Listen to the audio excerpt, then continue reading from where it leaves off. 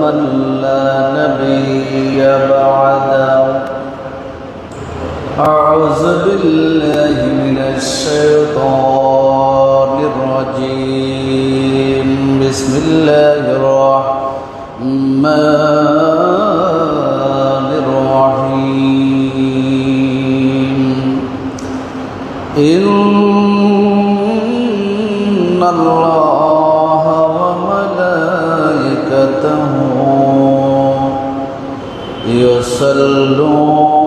يصلون على النبي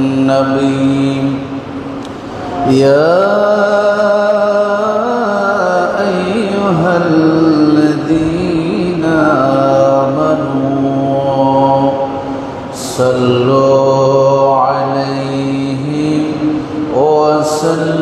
وسلموا تسليما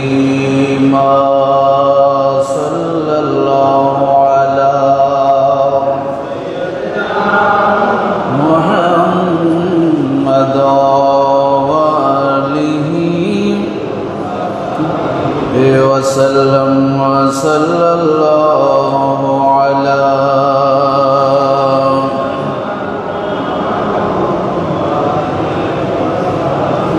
وسلم وصلى الله على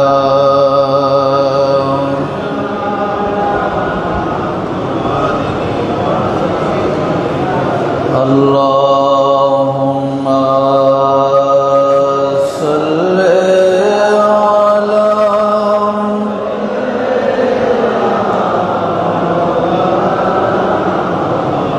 وعلى آل سيدنا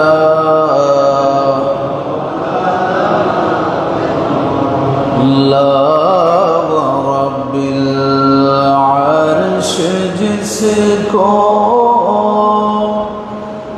जो मिला उनसे मिला बढ़ती है कौनों में नेमत रसूलुल्लाह की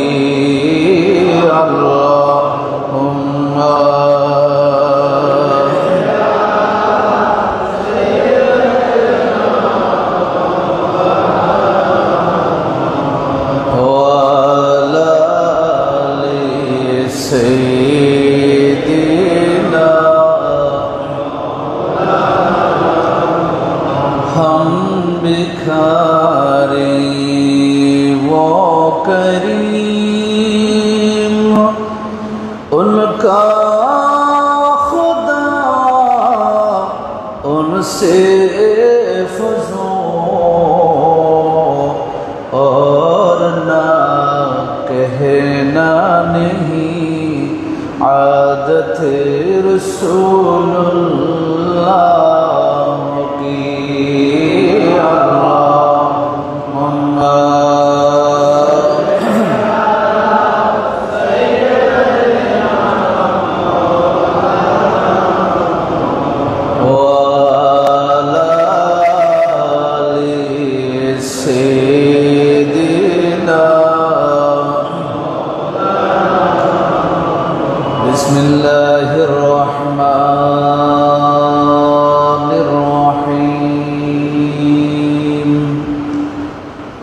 वलक़द कतबना फ़ी ज़बूर मिन बअदि ज़िक्रि अन्नल अर्द यरिसुहा इबादियस सालिहून सदक़ल्लाहु मौलाना अज़ीम व बल्लगना रसूलुहुन नबियुल हबीबुल करीम ونحن على ذلك من الشاهدين والشاكرين رب صل وسلم وبارك عليه उपस्थित हज़रात मुसल्लियान किराम बाबर वैशी मुरब्बियान अज़ाम जुबक भाईरा ছোট্ট শিশু কিশোর প্রাণীর বন্ধুরা, রাহিমানি ওয়া রাহিমাকুমুল্লাহ, আসসালামু আলাইকুম ওয়া রাহমাতুল্লাহি ওয়া বারাকাতুহু। রব্বুল আলামিনের পবিত্র দরবারে শত কোটি শুকরিয়ার সাজদা আদায় করছি যে মহান রব্বুল আলামিন আহকামুল হাকিমিন দয়া করে মেহেরবানি করে যথাসময়ে তার বাইতুল্লাহর মধ্যে আসার, বসার, নামাজ তাসবিহ তাহলিল আদায় করবার তৌফিক দান করেছেন। সকলে উঁচু আওয়াজে একবার পড়ি আলহামদুলিল্লাহ। গত জুমায় আমি ঘোষণা দিয়েছিলাম আজ থেকে দরসুল কোরআন শুরু করব। তার পূর্বেই সঙ্গত কারণে আমার বিশেষ মহব্বতের কয়েকজন ভাইয়ের অনুরোধে ফিলিস্তিন, বাইতুল মুকাদ্দাস এবং মসজিদে আকসা এই বিষয়ের উপরে কিছু কথা আপনাদের সামনে বলবো। কারণ একটাই বলবো, মসজিদে আকসা, ফিলিস্তিন, বাইতুল মুকাদ্দাস যেগুলো আমরা বলছি, এগুলো আসলে এগুলো কি মুসলমানদের, ইহুদি খ্রিস্টানদের? আর মুসলমানরা এখানে এত নির্যাতিত, এত ব্যথিত, অধিকার হারা, এগুলো কারণ কি?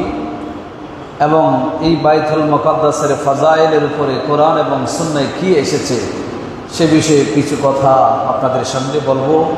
আল্লাহ পাক রব্বুল আলামিন আমাদেরকে শোনার এবং আমল করার তৌফিক দান করুন। সকলে বলে আমিন। আল্লাহ পাক রব্বুল আলামিন আহকামুল হাকিমিন,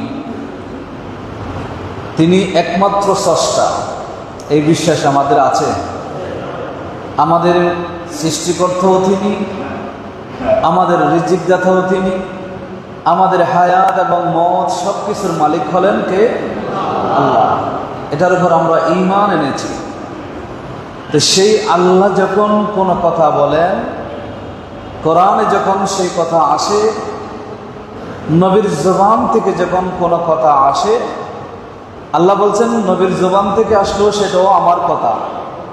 সব দিক দিয়ে আল্লাহ এবং আল্লাহ রসুলের যে কোরআন এবং সুন্নাহ থেকে যে কথাগুলো আসবে, এটার বাইরে কোনো ডিসিশন নেই, এটার বাইরে কোনো সিদ্ধান্ত নেই, এটার বাইরে কোনো কথা হতে পারে, কোনো প্রশ্ন হতে পারে না।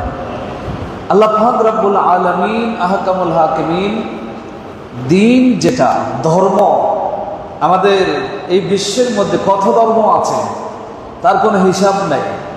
আমাদের এই বাংলাদেশে আমাদেরকে হিন্দু ধর্ম, বৌদ্ধ ধর্ম, খ্রিস্টান ধর্ম, তারপরে মুসলিম ধর্ম, ইহুদি ধর্ম, তারপরে আরো চাকমা টাকমা উপজাতি, এই যে অনেক জাতি, অনেক জাতির অনেক ধরনের ধর্ম, তাদের সংস্কৃতি আমাদের দেশে আছে না? আছে। কিন্তু সবগুলোকে বাদ দিয়ে আল্লাহ পাক রব্বুল আলামিন একটা সিদ্ধান্ত আল্লাহর কোরআনে দিয়ে দিয়েছেন। সেই সিদ্ধান্তটা আমরা সবাই জানি। আল্লাহ পাক রব্বুল আলামিন বলেন, ইন্নাদ দীনা ইনদাল্লাহিল ইসলাম। আল্লাহ পাক রব্বুল আলামিনের দরবারে অন্য কোন দিন, অন্য কোন ধর্ম, এটার গ্রহণযোগ্যতা আল্লাহর দরবারে নেই। আল্লাহর দরবারে একটাই ধর্ম আছে, সেই ধর্মের নাম হলো, একটু জোরে বলি, ইসলাম। এটার পরে আর কোন সিদ্ধান্ত আছে? আমরা মুসলমান কিনা? কথা বলেন, আমরা কি মুসলিম? আমরা মুসলমান। এই জন্য আমাদের ধর্মের নাম হলো ইসলাম। যদি আপনাকে জিজ্ঞেস করি আপনার ধর্ম কি, আপনি বলবেন ইসলাম। এই জন্য ইসলাম আপনি ধর্ম হিসেবে ইসলামকে স্বীকৃতি দিয়েছেন, মেনে নিয়েছেন। এই জন্য আপনাকে আমরা বলছি মুসলমান। আপনাকে বলছি কি? মুসলমান, মুসলিম। আপনি যদি মুসলিম, তাহলে আপনাকে মেনে নিতে হবে আপনার ধর্ম হলো ইসলাম। আপনার ধর্ম কি? ইসলাম। এটা আল্লাহর সিদ্ধান্ত, আল্লাহর দেওয়া বিধান। আল্লাহ বলছেন এর বাইরে কোনো ধর্ম আমার কাছে নাই, একটাই ধর্ম পৃথিবীতে আমি দিয়েছি, সেই ধর্মের নাম হলো সেই ধর্মের নাম হলো ইসলাম। এরপরে আল্লাহ পাক রব্বুল আলামিন যেই পৃথিবীতে আমাদেরকে পাঠিয়েছেন, যেই পৃথিবীতে আমরা বসবাস করছি, শুধু বাংলাদেশ বলছি না, পুরা বিশ্ব জগৎ, বিশ্ব ব্রহ্মাণ্ড যেগুলো আছে পুরোটার ব্যাপারে আল্লাহ পাক রব্বুল আলামিন আহকামুল হাকিমিন কোরআনের মধ্যে বলেছেন।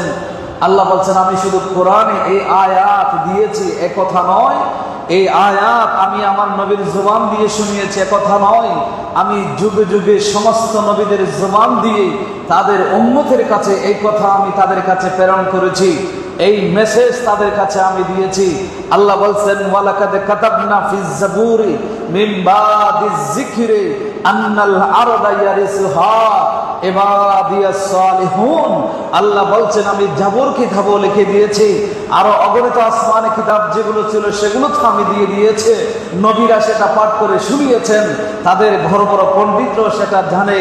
আল্লাহ বলছেন, এই যে পৃথিবী, এটার মধ্যে আমি ধর্ম দিয়েছি ইসলাম, এবং এই ইসলাম যারা মানবে তাদেরকে বলা হয় সালিহিন, নেককার বান্দা বলা হয়।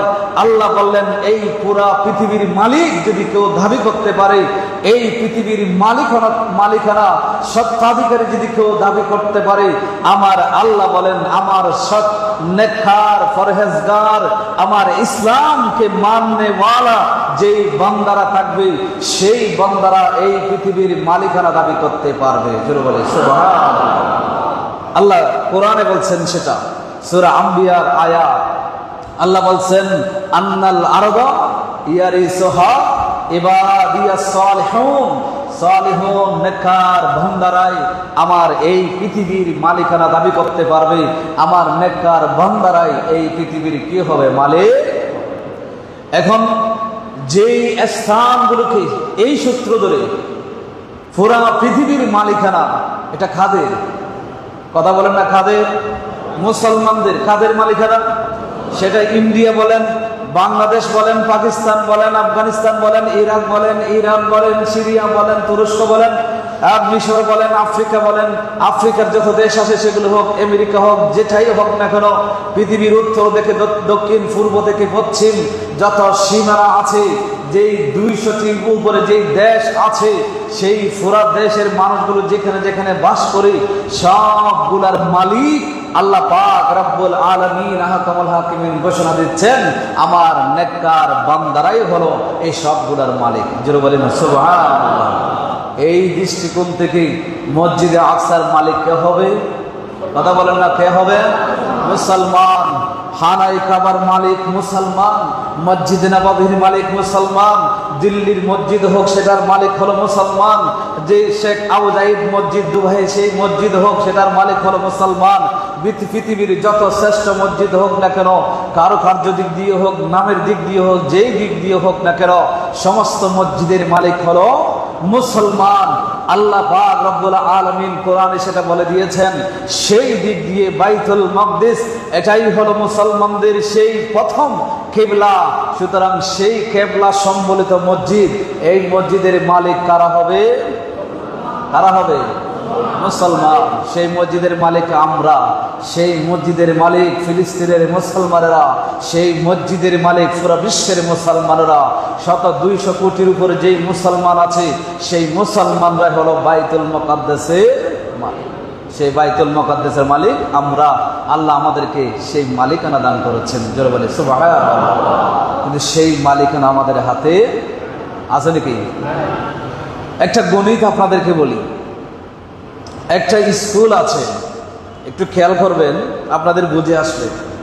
মনে করেন আপনাদের পাশে অনেকগুলো স্কুল আছে, স্কুলের হোস্টেলে 100 জন ছাত্র থাকে, অথবা স্কুলের মধ্যে মনে করেন 100 জন ছাত্র আছে। তাদেরকে প্রতিদিন দুপুরে টিফিন দেওয়া হয়। টিফিনের মধ্যে দেওয়া হয় মনে করেন একটা একটা করে সিঙ্গারা দেওয়া হয় সবাইকে। কি দেওয়া হয়? সিঙ্গারা দেওয়া হয়। 100 জন আছে, 100 জনকে সিঙ্গারা প্রতিদিন টিফিনে তাদেরকে সিঙ্গারা দেওয়া হয়। কিছুদিন খেতে খেতে 2-1 মাস খাওয়ার পরে একটা জিনিস যখন বারবার খেতে হয়, তখন অনেক সময় রুচি পরিবর্তন করার প্রয়োজন আছে না নাই? সেই 100 জনের ভিতরে 80 জন ছাত্র দাবি করলো, আমরা আগামীকাল থেকে সিঙ্গারা খাবো না, আমরা অন্য কিছু খাবো।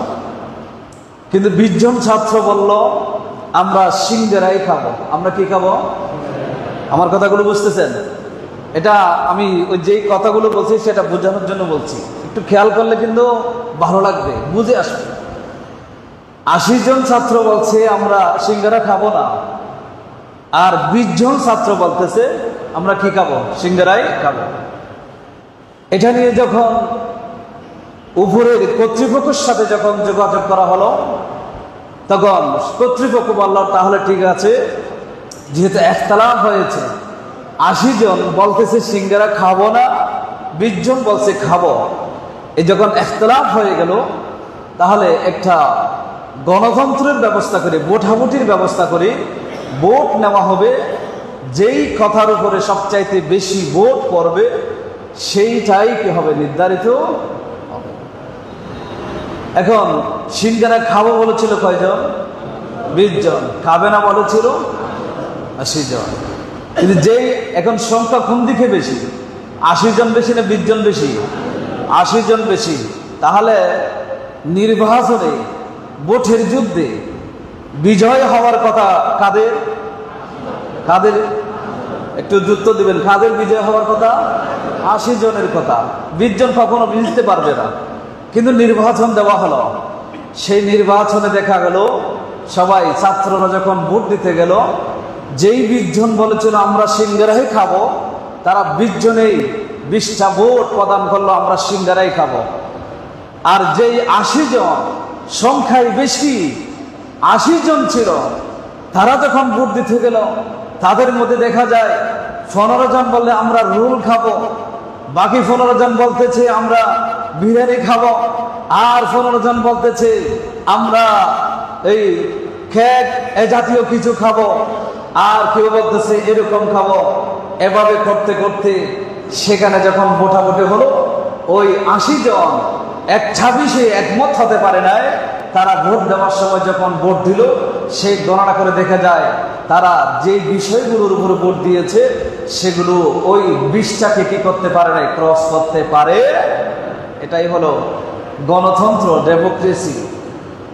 যেই 80 জন সিঙ্গারা খাবে না বলে প্রতিবাদ করেছিল, তারা কিন্তু এখনো শাসিত ওই 20 জনের হাতে। কারণ 20টা ভোট তারা একমত ছিল, 20 জন তারা একতা ছিল। তারা 20টা ভোটের মধ্যে তারা একটা ভোট এখান থেকে বাদ করে নাই, 20 জনেই সিঙ্গারা খাবো বলে ভোট দিয়েছে। এই জন্য সেই 20 জন বিজয় লাভ করেছে। বাকি যেই 80 জন ছিল খাবে না বলেছিল, তাদের মধ্যে ইখতিলাফ এগুলো হওয়ার কারণে তারা 80 জন হওয়া সত্ত্বেও তারা বিজয় লাভ করতে পারে নাই। তাদেরকেও সিদ্ধান্ত হলো যে তাদের সবাইকে ঠিক আগের মতোই সবাইকে সিঙ্গারা খেতে হবে। কথা বুঝতে পারছেন? এই জন্য আজকে মুসলমানদের আমাদের অবস্থা সেটা। আজকে আল্লাহ বলছেন পুরা বিশ্ব তোমাদের, পুরা বিশ্বের মালিক আমার নেককার বান্দারা, পুরা বিশ্বের মালিক হবে মুসলমানরা। আমাদেরকে আল্লাহ সেই কর্তৃত্ব অধিকার আল্লাহ আমাদেরকে দিয়েছেন। তো পুরা বিশ্বের মধ্যে ক্ষমতা আমাদের হওয়া দরকার। বিজ্ঞান দেখেন, সেই বিজ্ঞানের যে সূত্র আজকে আছে সেগুলো কোনো না কোনো জায়গায় আপনি খুঁজতে গেলে মুসলমানদের অবদান দেখতে পাবেন। কিন্তু আজকে সেই মুসলমান বিশ্বে লাঞ্ছিত, শাসিত, শাসন ক্ষমতা তাদের হাতে নাই। কারণ হলো কি? কারণ হলো ওই ইখতিলাফ, ইফতিরাক। আজকে মুসলমানরা মসজিদের বাইরে ইখতিলাফ আছে শুধু নয়, মসজিদের ভিতরেও তারা ইখতিলাফ করে। তুমি এভাবে নামাজ পড়তে হচ্ছে না, তুমি এভাবে পড়ো, এটা এভাবে করো, এটা নিয়ে আজকে ইখতিলাফ হচ্ছে। মুসলমানরা নবীর ইশকের মধ্যে একমত হতে পারে নাই, মুসলমানরা আল্লাহর প্রেমে একমত হতে পারে নাই, আল্লাহ আল্লাহর রাসূলের বিধানের মধ্যে মুসলমানরা একমত হতে পারে নাই। সেই মুসলমানরা আল্লাহ আল্লাহর রাসূলের বিধানে একমত হতে পারে নাই। এই জন্য আজকে মুসলমানদের এই ইফতিরাকের কারণে তাদের সার্বভৌমত্বের অধিকার আল্লাহ পক্ষ থেকে বানিয়ে দেওয়ার পরেও তারা আজকে নির্যাতিত, লাঞ্ছিত, নিপীড়িত, তাদের হাতে ক্ষমতা নাই। তারা আজকে শাসিত জাতি, পরাজিত জাতি হিসেবে গ্লানি, সেই লাঞ্ছনার গ্লানি সেই মুসলমানরা এখনো বহন করে যাচ্ছে। আমি কথা বোঝাতে পেরেছি আপনাদেরকে?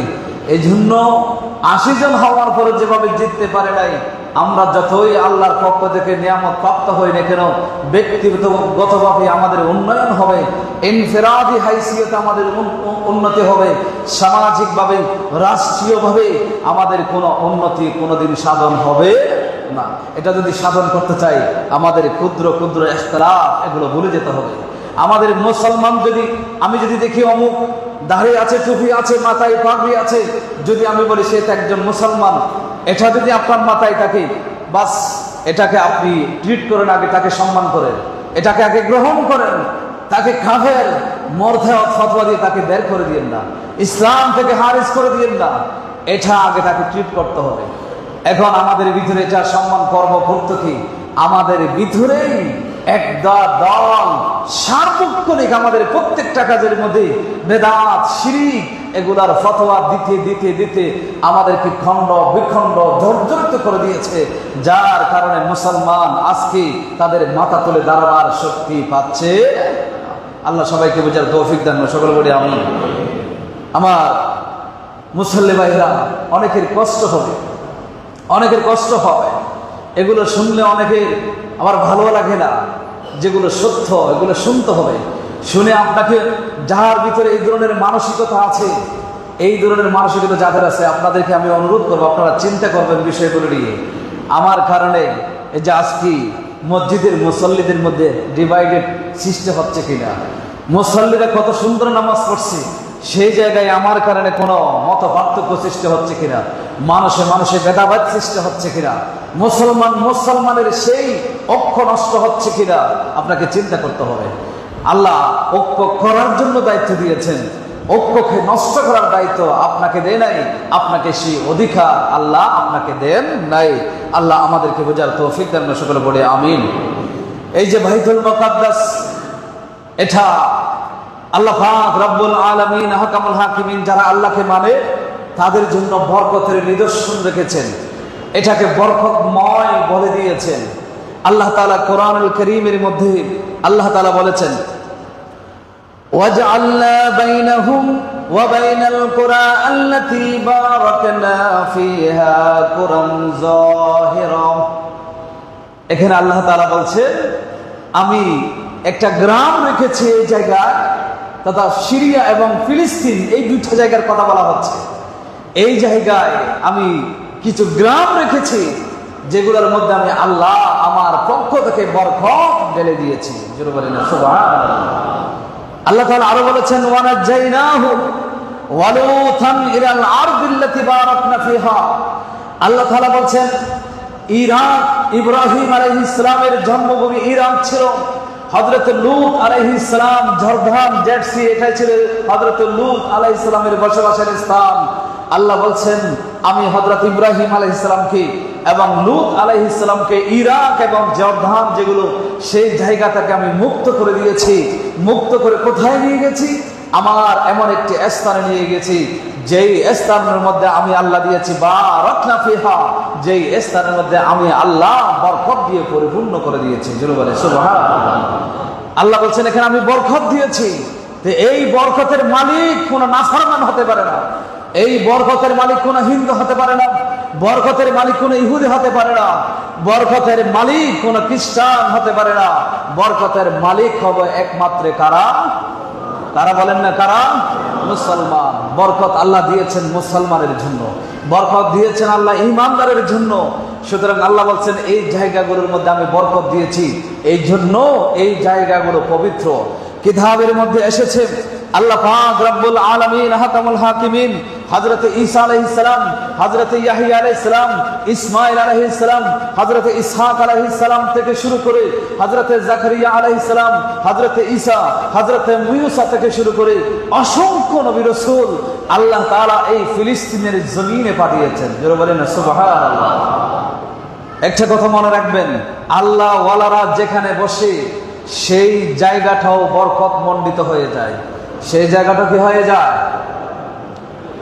এই যে মসজিদ আছে না, কথা বলেন, এটা কি মসজিদ? আল্লাহর ঘর। এই মসজিদ এটা বরকত মণ্ডিত, এটা বরকতময়। কেন? কারণ এই মসজিদে আল্লাহকে ডাকা হয়, এই মসজিদে যারা আসে তারা হচ্ছে আল্লাহওয়ালা। এই মসজিদে যারা আসে তারা আল্লাহকে মানে। এই মসজিদে যারা সাজদা করে তারা আল্লাহর কাছে শুধু আল্লাহকে একমাত্র খোদা হিসেবে মানে, আল্লাহ হিসেবে মানে। এই জন্য মুসল্লিরা যখন এক জায়গায় হয়ে যায় তখন এই মজলিসটা আল্লাহর কাছে বরকতমণ্ডিত হয়ে যায়। জোরে বলেন না সুবহানাল্লাহ। অনুরূপভাবে আমি বোঝানোর জন্য বলেছি, এই জন্য আমি বলছি ফিলিস্তিনের জমিন, সিরিয়ার জমিন, এই জমিনগুলোকে আল্লাহ বরকতমণ্ডিত বলেছেন, কারণ এখানে অসংখ্য নবী রাসূল যারা রাস্তা দিয়ে হাঁটলো আল্লাহর রহমত তাদের উপর নাজিল হয়। যারা কোনো কিছুর জন্য দোয়া করলে আল্লাহ সাথে সাথে কবুল করেন। যাদেরকে আল্লাহ সমস্ত বিশ্ব মানুষের মধ্য থেকে বাছাই করে যাচাই করে নির্বাচিত করে দুনিয়ার জমিনে মানুষের হেদায়েতের জন্য প্রেরণ করেছেন, মানুষের জন্য রহমত স্বরূপ প্রেরণ করেছেন, সেই সমস্ত নবী রাসূলদেরকে আল্লাহ সেই ফিলিস্তিনের জমিনে প্রেরণ করেছেন। জোরে বলে সুবহানাল্লাহ। সেই নবী রাসূলদের উপর আমরা ঈমান এনেছি। সেই নবী রাসূল ছিলেন আমার নবীর খেদমতগার ছিলেন, আমার নবীর উপর তারা ঈমান এনেছেন। সেই নবী রাসূলের অনুসারী আমরাও, সেই নবী রাসূলের অনুসারী আমরা মুসলমানরা। ইহুদিরা সেই নবী রাসূলের অনুসারী নয়, খ্রিস্টানরা সেই নবী রাসূলের অনুসারী নয়, অন্য কোন ধর্মাবলম্বী কোন ব্যক্তি সেই নবী রাসূলের অনুসারী নয়। যেহেতু সেই বরকতমণ্ডিত স্থানে সেই নবী রাসূলের আল্লাহ পাঠিয়েছেন, সেই ভূখণ্ড ছিল সেই নবী রাসূলের, সুতরাং আমরাই হলাম তার সেই নবী রাসূলের উত্তরসূরি। এই জন্য মুসলমানরা হলো সেই ফিলিস্তিন, সিরিয়া, সেই বরকতমণ্ডিত স্থানের মালিক। জোরে বলি সুবহানাল্লাহ। আমার কথাগুলো বুঝতেছেন আপনারা? আল্লাহ পাক রব্বুল আলামিন আহকামুল হাকিমিন কোরআনের মধ্যে আরো অনেকগুলো আয়াত আছে। আমি সময় স্বল্পতার কারণে সেদিকে যাচ্ছি না, আমি কথাগুলোকে সংক্ষেপ করতে চাই। আল্লাহ তাআলা কোরআনুল কারীমের মধ্যে ফিলিস্তিনের জমিনে আরদে মুকাদ্দাসা বলেছেন। আরদে মুকাদ্দাসা মানে পবিত্রময় ভূমি, পবিত্র স্থান। কেন বলেছেন? যে নবী রাসূলুল্লাহ যেখানে যায় সেই জায়গা কখনো অপবিত্র থাকতে পারে না, সেই জায়গা কি হয়ে যায়? পবিত্র হয়ে যায়। আমার নবী রাহমাতুল্লিল আলামিন মক্কার জমিনে যখন তাশরীফ এনেছেন, ছোট্ট শিশু নবী এসে চতুর্দিকে দেখে মূর্তি পূজা আর মূর্তি পূজা। খানায় খাবার ভিতরে 360টি মূর্তি সজ্জিত করে রাখা হয়েছিল, সেগুলো তারা পূজা করত। বাহির থেকে তারা তাওয়াফ করত, হজ করত, কিন্তু সেগুলোকে তারা পূজা করত। এই মূর্তিগুলো তারা তাদের গোত্রের সম্মানের জন্য রেখেছিল। এক এক গোত্র এক একটি মূর্তি বানিয়েছিল। তারা মনে করত আমাদের মূর্তি যদি হানায় কাবায় থাকে তাহলে আমাদের ইজ্জত হানায় কাবার মধ্যে থাকবে, আমাদের অধিকার থাকবে। তাদের অধিকার রক্ষার জন্য তারা মূর্তি রাখত। এইভাবে করে 360টির উপরে মূর্তি সে হানায় কাবার ভিতরে ছিল। সেটা সেই মক্কার জমিন শিরকের সেই ভূখণ্ড হিসেবে পরিচিত ছিল। রাহাজানি, মারামারি, খুন, হারামি, সুদ, ঘুষ এগুলোর পরিচিত ছিল। সেই জায়গায় আমার নবী আসলেন। আমার নবী এসে রাহমাতুল্লিল আলামিন এসে ঘোষণা দিলেন। সেই ঘোষণা ছিল নবী নবুয়ত প্রকাশের আগে থেকেই ঘোষণা ছিল। হিলফুল ফুজুল সংগঠন করে নবী সেটার ঘোষণা দিয়েছিলেন। এখানে মূর্তি পূজা চলবে না, এখানে নারী নির্যাতন চলবে না, এখানে কোনো সুদ ঘুষ চলবে না, গরিবদের উপর অত্যাচার চলবে না, মারামারি চলবে না, খুন হারামি এগুলো চলবে না। সেই জায়গাটাকে আমার নবী পবিত্র করেছিলেন। যেখানে নবী যায় সেখানে অপবিত্র থাকতে পারেন, সেটা পবিত্র হয়ে যায়। আমার নবী সেখানে নামাজ আদায় করতেন, হানায় কাবার সেহরে নামাজ আদায় করতেন। সেই নামাজটা কোথায় পড়তেন? আপনারা যারা গিয়েছেন তারা দেখেছেন, জানেন। মানচিত্রের মধ্যে দেখলে, ম্যাপের মধ্যে দেখলে, গুগল, সেখানেও আপনারা দেখতে পাবেন। হানায় কাবা হলো সর্বশেষ দক্ষিণী, মসজিদে নববী হলো মাঝখানে, আর বাইতুল মুকাদ্দাস হলো সর্বশেষ উত্তরে। আমার নবী যখন নামাজে দাঁড়াতেন তখন হানায় কাবার দক্ষিণ পাশে গিয়ে হানায় কাবাকে সামনে নিয়ে, ওই বাইতুল মুকাদ্দাসকে সামনে নিয়ে, মদিনার সামনে ছিল। এভাবে নবীজি নামাজের জন্য দাঁড়াতেন, এভাবে নামাজ আদায় করতেন। নামাজ যখন ফরজ হলো, রাসূল 53 বছর বয়সে মেরাজ রাতে নামাজ যখন ফরজ হলো, নবীজি সেখানেও নামাজ সেভাবে আদায় করেছেন, বাইতুল মুকাদ্দাসকে সামনে রেখে আদায় করেছেন।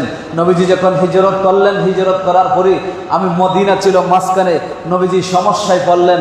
আল্লাহর কাছে জানতে চাইলেন, আল্লাহ আমি কোনটাকে কেবলা বানাবো? কি হানায় কাবার দিকে দক্ষিণ দিকে ফিরে নামাজ পড়বো, না উত্তর দিকে ফিরে নামাজ পড়বো? ইহুদিদের কেবলা ছিল সেই বাইতুল মুকাদ্দাস ছিল, ইহুদিরা কেবলা মানত। তখন আল্লাহ বললেন, আপনি মদিনায় এসে এসেছেন, এটা ইহুদিদের রাজ্য, ইহুদিরা সবচেয়ে জঘন্য এবং নিকৃষ্ট, এরা অসংখ্য নবী রাসূলকে হত্যা করেছে।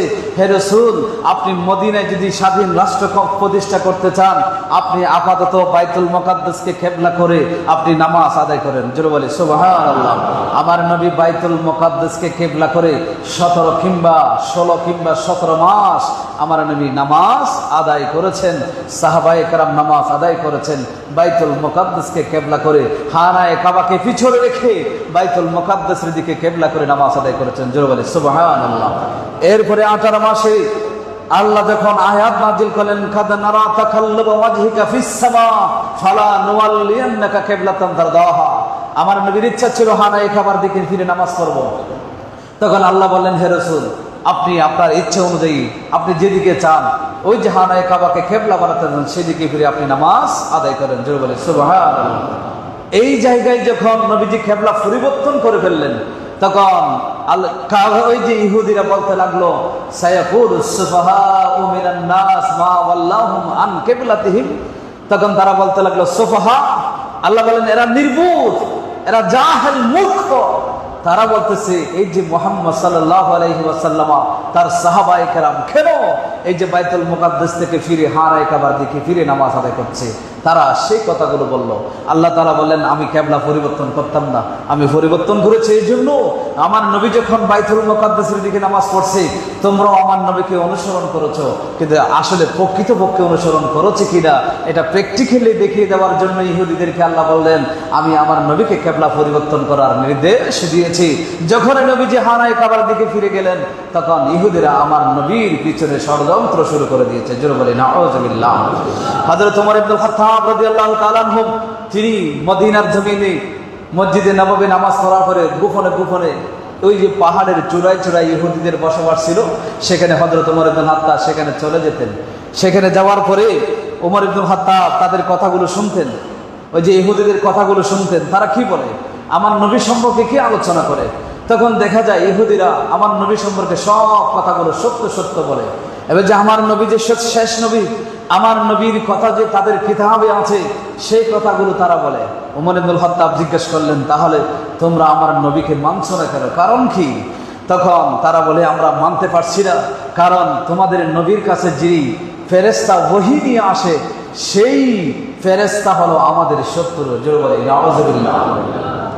আল্লাহ পাক রব্বুল আলামিন কোরআনে বলেছেন, কুল মান কানা আদুওয়ান লিজিবরিল ফাইন্নাহু নাযালাহু আলা কলবিকা বিইজনিল্লাহি মুসাদ্দিকান লিমা বাইনা ইয়াদাইহি ওয়া হুদান ওয়া বুশরা লিল মুমিনিন। এটা কোরআনের আয়াত। আল্লাহ তাআলা এই আয়াত এদিকে ওই যে ইহুদিরা বলল যে জিবরিল তোমাদের নবীর উপর ওহী আনায়, সেই জিবরিল হলো আমাদের শত্রু। হযরত ওমর ইবনে খাত্তাব জিজ্ঞাসা করলেন, ইহুদি তোমাদের শত্রু কিভাবে হলো জিবরিল, একটু বলো। তখন ইহুদিরা বলে, বখতনাসর নামক একজন বাদশা ছিল, সেই বখতনাসর নামক বাদশা কিভাবে জন্ম হবে, সেই বখতনাসর বড় কিভাবে হবে সবগুলো আমরা জানতাম, এবং জন্ম হওয়ার পরে তার পরিচয় আমরা পেয়েছি শিশু অবস্থায় থাকতে। তখন আমরা চেয়েছিলাম, আমাদের পূর্বপুরুষরা চেয়েছিল সেই বাদশাকে, জালিম বাদশাকে সেটাকে হত্যা করে ফেলতে, যাতে করে সেই বাদশা আমাদের উপর যেন কোনো অত্যাচার করতে না পারে। তখন যখন আমরা তাকে হত্যা করার জন্য সামনে নিলাম, হত্যা করে ফেলবো, ওই মুহূর্তে জিবরিল তিনি সৈন্য নিয়ে এসে আমাদের সাথে যুদ্ধে লিপ্ত হয়ে সেই বখতনাসর নামক বাদশা হওয়ার আগে শিশু অবস্থায় থাকা অবস্থায় তাকে আমাদেরকে হত্যা করতে দেয় নাই। পরবর্তীতে সেই বখতনাসর সেটা বড় হওয়ার পরে বাদশা হলো, বাদশা হওয়ার পরে সেই ফিলিস্তিন দখল করেছিল, হাজার হাজার ইহুদিদেরকে হত্যা করেছিল। এই জন্য ইহুদিরা বলে, সেই বাদশাকে যদি আমরা হত্যা করতে পারতাম ছোট থাকতে, তাহলে সেটাকে হত্যা করতে পারি নাই জিবরিলের কারণে। সেই জিবরিল যেহেতু তোমাদের নবীর উপর ওহী নিয়ে আসে, এই জন্য তোমার নবীকে পর্যন্ত আমরা মানতে পারছি না। জোরে বলে নাউযুবিল্লাহ। কথা বুঝতেছেন? ইহুদিরা, সেই ইহুদিরা আমার নবীকে মানতে পারে না। তা আল্লাহ তাআলা কোরআনে বলছেন, যারা জিবরিলকে শত্রু মনে করে, এই জিবরিলকে শত্রু মনে করার কোনো কারণ থাকতে পারে না। কারণ জিবরিল এটা ফেরেশতা, ফেরেশতা শুধু আমার নির্দেশগুলো পালন করেছে, তারা অন্য নিজের পক্ষ থেকে কোনো কাজ করতে পারে না। এই জিবরিল আমি নির্দেশ দিয়েছিলাম, আপনার উপর যেভাবে ওহী নাযিল করার জন্য আমি নির্দেশ দিচ্ছি, অনুরূপভাবে বক্ত নসরকে রক্ষা করার নির্দেশও আমি আল্লাহ জিবরিলকে দিয়েছিলাম। জোরে বলে সুবহানাল্লাহ। সুতরাং এই ইহুদিরা হলো আমাদের সবচাইতে বড় শত্রু। এই ইহুদিদের ষড়যন্ত্র থেকে আমাদেরকে বাঁচতে হবে। আল্লাহ আমাদেরকে তৌফিক দান করে, সকলে বলি আমিন।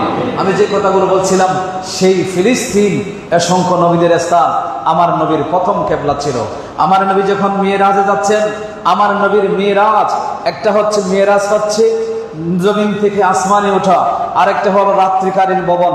এই রাত্রিকালীন ভবনটাকের জন্য সীমানা আল্লাহ নির্ধারণ করেছেন মসজিদে হারাম থেকে বাইতুল মুকাদ্দাস। এটাই ছিল আমার নবীর দুনিয়ার জমিনে রাত্রিকালীন সফরের শেষ ঠিকানা। আল্লাহ কোরআনে বলেছেন, সুবহানাল্লাযী আসরা বিআবদিহি লাইলাম মিনাল মাসজিদিল হারামি ইলাল মাসজিদিল আকসা। এই মসজিদে আকসার কথা আল্লাহ কোরআনে এভাবে বলেছেন। সুতরাং আমার মসজিদের মেরাজের ঠিকানা হলো বাইতুল মুকাদ্দাস। সেখানেই আমার নবী সমস্ত নবীদের ইমাম বনে 2 রাকাত নামাজ আদায় করেছিলেন। এই জন্য মসজিদে আকসা মুসলমানদের সম্পদ, কোনো ইহুদিদের সম্পদ হতে পারে না। সেখান থেকে আমার নবী মেরাজে গিয়েছিলেন। এরপরে আসতেছে এভাবে আল্লাহ তাআলা কোরআনুল কারীমের মধ্যে এবং আল্লাহ রাসূল হাদিসে পাকের মধ্যে অসংখ্য আয়াত এবং অসংখ্য ফজিলতের কথা এসেছে। আল্লাহ রাসূল সাল্লাল্লাহু আলাইহি ওয়াসাল্লামের কাছে হযরতে মাইমুনা রাদিয়াল্লাহু তাআলা আনহা, আল্লাহ রাসূলের একজন কৃতদাসী ছিলেন, আযাদ কৃতদাসী। তিনি জিজ্ঞাসা করলেন, ইয়া রাসূলুল্লাহ, বাইতুল মুকাদ্দাস সম্পর্কে আমাদেরকে কিছু জানান, কিছু ফতোয়া দেন, কিছু বলেন। আমার রাসূল বললেন, ইতুহু ফাসাল্লু ফিহি। নবী বললেন, তোমরা পারলে যদি সম্ভব হয় তাহলে বাইতুল মুকাদ্দাসে জীবনে একবার হলো যাও, বাইতুল মুকাদ্দাসে যাবে, সম্ভব হলে সেখানে গিয়ে আল্লাহর ঘরে সেখানে নামাজ আদায় করবে। জোরে বলেন না সুবহানাল্লাহ। সেখানে গিয়ে কিছু নামাজ আদায় করো। আল্লাহ রাসূল সেটাই বললেন।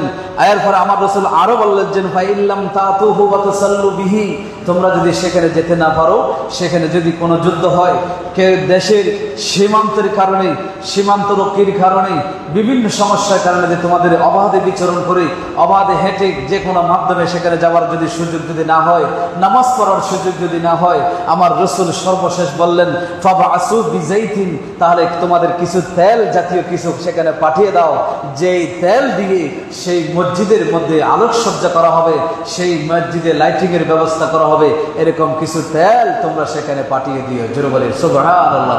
এটা মসজিদে বাইতুল মুকাদ্দাসের গুরুত্ব বোঝানোর জন্য আমার রাসূল বলেছেন। আমার রাসূল 3টি মসজিদের কথা বলেছেন, আমরা সবাই জানি, লা তাশাদ্দুর রাহাল ইল্লা সালাসাতে মাসাজিদা। 3টি মসজিদ ছাড়া কোথাও সফর করা যাবে না। একটা হলো মসজিদে হারাম, আরেকটা হলো মসজিদে নববী, আরেকটা হলো বাইতুল মুকাদ্দাস। এই 3টা মসজিদে সফর করা যাবে না। অধিক সওয়াবের আশায়, অধিক সওয়াব পাওয়া যায় শুধুমাত্র এই 3টা মসজিদের মধ্যে। মসজিদে হারামে গেলে 1 রাকাতে 1000 রাকাতের সওয়াব আছে, আর মসজিদে নববীতে গেলে 1 রাকাতে 500 রাকাতের সওয়াব আছে। আর যদি আপনি যে কোথায় যান, মসজিদে আকসাতে যান, এটা 25% যেটাকে বলা হয়েছে, তাহলে 200-250 রাকাত নামাজের কি আছে, সওয়াব আছে। এভাবে এক এক হাদিসে এক এক তারতিব আছে, বিভিন্ন হাদিসে বর্ণিত হয়েছে। কোন জায়গায় 150 এবং 25 রাকাত এরকমও আছে। তো যেটা আমি বলছি, এই যে সওয়াবের তারতম্য শুধুমাত্র এই 3টা মসজিদে আছে। পৃথিবীর সমস্ত মসজিদের নামাজের সওয়াবের মধ্যে কোনো তারতম্য নেই, সবগুলো সমান। এই 3টা মসজিদ ছাড়া অন্য মসজিদ দেখার জন্য, জিয়ারত করার জন্য এখানে যাওয়া যাবে, জীবনে সাক্ষী রাখার জন্য, জীবন নামাজের সাক্ষী রাখার জন্য সেখানে নামাজ পড়া যাবে, অধিক সওয়াব পাওয়া যাবে না, নামাজ পড়া যাবে, জায়েজ আছে। অনেকে আবার এখানে ফতোয়া মেরে দেয়, এই যে এই 3টা ছাড়া কোথাও যাওয়া যাবে না, এই ধরনের ফতোয়া মেরে দেয়। আল্লাহ আমাদের সবাইকে বুঝার তৌফিক দান, সকলে বলি আমিন।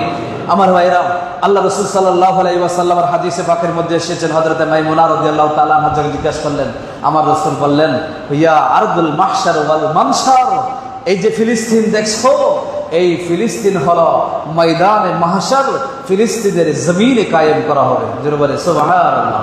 কথা বুঝেন নাই আপনারা? এই যে মদিনা আছে না, মদিনা আছে নাকি, মসজিদে নববী আছে না, ইনশাআল্লাহ আগামী মাসের মধ্যে জিলহজ মাসে 2-1টা জুমা এটার উপর আলোচনা করব। ইমাম বুখারী যা বলেছেন সেটার উপর আলোচনা করব, শুধুমাত্র ইমাম বুখারীর কথাগুলো বলবো। সেই মদিনা আমার রাসূল বলেছেন মা বাহিনা বাইতি ওয়া মিম্বারি রাউযাতুন মিন রিয়াজিল জান্নাহ, আমার যে হুজরা থেকে মিম্বার মাঝখানে যেটা দেখছো এটা হলো রিয়াজুল জান্নাহ, মানে জান্নাতের একটা টুকরা, জান্নাতের একটি বাগান। মুহাদ্দিসিনে কেরাম বলেছেন আল্লাহর রাসূল বাস্তবিক ক্ষেত্রে এখানে ইঙ্গিত দিয়েছেন মুসলমানদেরকে জান্নাত আল্লাহ কোথায় রেখেছেন লুকিয়ে। জান্নাত আল্লাহ রেখেছেন মসজিদে নববী এবং হুজরায়ে মুবারক থেকে রাসূলের 5 ওয়াক্ত নামাজে আসা যাওয়ার যেই রাস্তা, যেই বরাবর হেঁটে আল্লাহর রাসূল হুজরা থেকে মিম্বরে আসতেন, সেই জায়গাটাই হলো, সেই জায়গার নিচে রাসূলের কদম মোবারকের নিচে আল্লাহ পুরা জান্নাতটাকে লুকিয়ে রেখেছেন। জোরে বলে সুবহানাল্লাহ। রাসূল আরো বলেছেন ওয়া হাউজি তাহতা মিম্বরি, হে আমার সাহাবায়ে কেরাম, যেই মসজিদে নববীর মিম্বরে বসে আমি রাসূল খুতবা দিই, জুমার খুতবা দিই, ঈদের খুতবা তোমাদেরকে দিয়েছি, সেই মিম্বরটা যেমন তেমন মিম্বর হয়। তোমাদেরকে হাউজে কাউসারের কথা বলেছি, যেখানে পানি একবার পান করলে কিয়ামতের দিন আর কোনো পিপাসা লাগবে না। সেই হাউজে কাউসার কোথায় জানো? রাসূল বলেন সেই হাউজে কাউসার এই মসজিদে না, আমার মিম্বরের নিচে আল্লাহ রেখে দিয়েছেন। জোরে বলে সুবহানাল্লাহ। এই জন্য এক শায়ের কত সুন্দর বলেছেন, हमने माना है जन्नत बहुत है हंसी, हमने माना कि जन्नत बहुत है हंसी, छोड़कर हम मदीना न जाए कहीं, यूं तो जन्नत में सब है मदीना नहीं, यूं तो जन्नत में सब है मदीना नहीं, और जन्नत মদিনে মে মৌজুদ হ্যায়। কত সুন্দর বলেছেন। আমরা মানি জান্নাত অনেক সুন্দর হবে, কিন্তু আমরা মদিনা ছেড়ে কোথাও যাব, এটা শায়েরের কথা, এক আশিকের কথা। কেন করা? কারণ আমরা তো জানি জান্নাতের মধ্যে সবকিছু পাওয়া যাবে, সব নিয়ামত আল্লাহ দিবে, কিন্তু সেই জান্নাতের মধ্যে তো মদিনা নাই। কিন্তু এই জান্নাতটাও কোথায় আছে? বলে এই জান্নাতটা মদিনায় আছে। জোরে বলে সুবহানাল্লাহ। জান্নাত মদিনে মে মौजूद है, জান্নাত মদিনায় আছে। এই জন্য আমি যে কথাটা বলতে যাচ্ছিলাম, জান্নাত যেভাবে মদিনায় আছে, যেভাবে হাউজে কাউসার মদিনায় আছে, সেই হাসরের ময়দানে সবগুলো উন্মুক্ত করে দেওয়া হবে। সেই হাসরের ময়দানটা কায়েম হবে, মানুষের বিচার কায়েম হবে সেই ফিলিস্তিনের জমিনে। কোথায়? ফিলিস্তিনের জমিনে। এই জন্য ফিলিস্তিন এটা মুসলমানদের ভূখণ্ড, এটা ঈমানদারের ভূখণ্ড, এটা কোনো ইহুদি জাতির নয়, এটা কোনো ইহুদি জাতির নয়। হযরত সুলাইমান আলাইহিস সালাম 3টি দোয়া করেছিলেন। একটা দোয়া করেছিলেন, আল্লাহ আমি যেই বিচারগুলো করব সেই বিচারগুলো যেন তোমার বিচারের মতো হয়। দ্বিতীয় নম্বর দোয়া করলেন, আল্লাহ আমাকে এমন রাজত্ব দান করো যে রাজত্ব আমার পরে দুনিয়াতে আর কাউকে দান করবেন না। তখন 3 নম্বর দোয়া করেছিল, আল্লাহ যেই ব্যক্তি এসে আমার এই বাইতুল মুকাদ্দাসে 2 রাকাত নামাজ পড়বে, যেই ব্যক্তি শুধুমাত্র 2টা রাকাত এখানে এসে নামাজ পড়বে, সেই ব্যক্তিকে মায়ের পেট থেকে দুনিয়াতে আসলে যেই দিন আসে একটা শিশু যেভাবে নিষ্পাপ থাকে, তার কোনো গুনাহ থাকে না, আল্লাহ ওই বান্দাকে, তোমার ওই বান্দাকে ওই দরুদের নিষ্পাপ করে দিও। জোরে বলে সুবহানাল্লাহ। আমার নবী বলেছেন প্রথম 2টা দোয়া কবুল হয়েছে, এটা আমি জানি। আমি আশা করছি 3 নম্বর দোয়াটাও আল্লাহ কবুল করে নিয়েছেন। জোরে বলে সুবহানাল্লাহ। এগুলো অনেকগুলো হাদিস আছে এরকম বাইতুল মুকাদ্দাস সম্পর্কে। তা আমি সংক্ষেপে এই কথাগুলো বলতে চাই। এই পুরা পৃথিবীর মালিক হলো মুসলমানরা। আজকে মুসলমানরা ইখতিলাফের কারণে আজকে আমরা বিচ্ছিন্ন হয়ে গেছি, আমাদের অনক্ষের কারণে আজকে আমরা ক্ষুদ্র ক্ষুদ্র দলে পরিণত হয়েছি। আমাদের শক্তি যেই জোশ ছিল সেগুলো আজকে খর্ব হয়ে গেছে আমাদের ক্ষুদ্র ক্ষুদ্র বিভক্তির কারণে। আমরা সেই বিভক্তি যদি আমরা মিটাতে পারি, আমরা যদি একতার শক্তিতে বলিয়ান হতে পারি, ইনশাআল্লাহ একদিন বিজয় আসবে। আল্লাহ রাসূল সাল্লাল্লাহু আলাইহি ওয়াসাল্লাম সেই বিজয়ের কথা বলেছেন। কিয়ামত যখন কায়েম হবে, কায়েম হওয়ার আগে আমার মৃত্যু যেভাবে কিয়ামত সন্নিকটে সেটাকে বোঝানো হয়, অনুরূপভাবে বাইতুল মুকাদ্দাস যখন বিজয় হবে, এটাও কিয়ামতের একটি আলামত হিসেবে থাকবে। বাইতুল মুকাদ্দাস একদিন মুসলমান হাতে আসবে, মুসলমানদের হাতে বিজয় আসবে। আল্লাহ আমাদের সবাইকে কবুল করুন। সকলে পড়ে আমিন। ওয়া আখিরু দাওয়ানা আনিল হামদুলিল্লাহি রাব্বিল আলামিন।